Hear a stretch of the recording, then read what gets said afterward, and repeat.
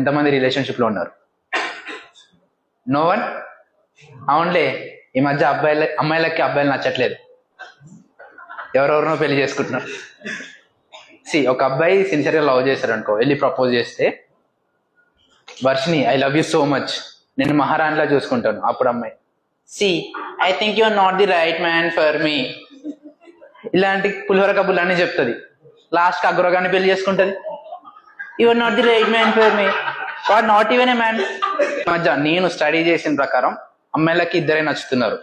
ఒకటి అగోరగాళ్ళు అండ్ రెండోది వచ్చేసి కొరియన్స్. అదేంటో ఇద్దరు అబ్బాయిలాగా ఉండరు.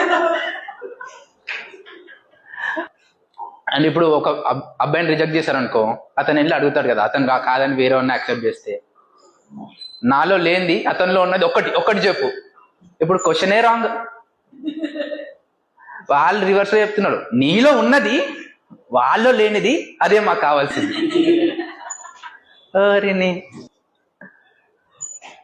అండ్ మనకి మోటివేషన్ కోట్స్ ఉంటాయి. అబ్జర్వ్ చేస్తే, మీరు ఏదైనా కోల్పోతే దానికైనా విలువైంది మీకు దొరుకుతుంది. కరెక్ట్, దొరికింది, బట్ యూజ్ ఏంటి? అది ఎట్లా అంటే, ఫోన్పేలో స్క్రాచ్ కార్డ్స్ వస్తాయి కదా, సేమ్ స్క్రాచ్ కార్డ్ వస్తుంది, రెడీమ్ చేసుకోలేము మనం. ఆమె పరిస్థితి కూడా అదే.